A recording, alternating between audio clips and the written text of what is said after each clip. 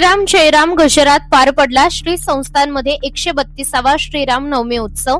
धार्मिक परंपरेनुसार पार पडला जन्मोत्सव सोहळा. श्रीराम जयराम जयराम जय जय राम. श्री संत गजानन महाराज संस्थे दवरा 132वा श्री रामनवमी उत्सव मोठ्या उत्साहात 26 मार्च रोजी पार पडला. गेल्या आठवड्याभरापासून 19 मार्च ते 26 मार्च 2026 दरम्यान धार्मिक प्रथा परंपरेनुसार संपन्न झाला. या उत्सवात दररोज सकाळी 6 ते पावणे 7 काकडा, 7:15 ते 9:15 गाथा भजन, दुपारी 4 ते 5 प्रवचन, सायंकाळी 5:15 ते 6 हरिपाठ, रात्री 8 ते 10 हरि कीर्तन संपन्न झाले.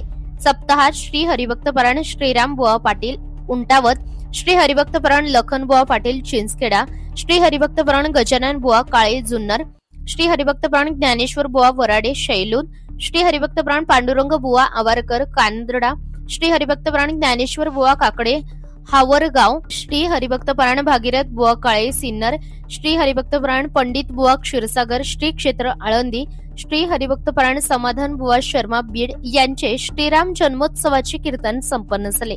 तसेच श्री अध्यात्म रामायण स्वाहाकारास चैत्र शुक्ल 5 ला प्रारंभ होऊन चैत्र शुक्ल 9 ला सकाळी 10 वाजता यागाची पूर्णाहुती झाली. दुपारी 12 वाजता श्रीराम जन्मोत्सवाचे श्रीहरी कीर्तन होऊन नामस्मरणाने जय जयकारात टाळ मृदुंग नगारा व मंगलवाद्याचे गजरात श्रीराम जन्मोत्सव संपन्न झाला.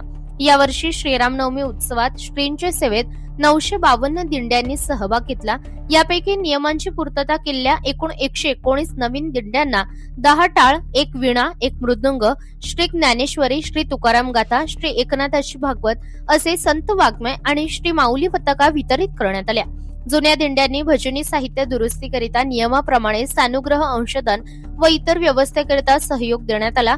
तसेच भजनी दिंड्यांमधील वारकऱ्यांची भोजन प्रसादाची व्यवस्था आणि प्रथमोपचार केंद्राची सुविधा 20वा संकुल येथे करण्यात आली होती.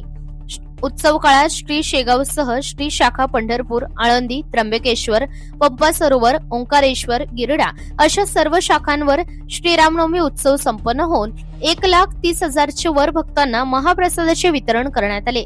अशा रीतीने श्री कृपेने वारकऱ्यांची व भाविकांची सेवा घडून आली आहे असे श्री संस्थांतर्फे कळवण्यात आले आहे.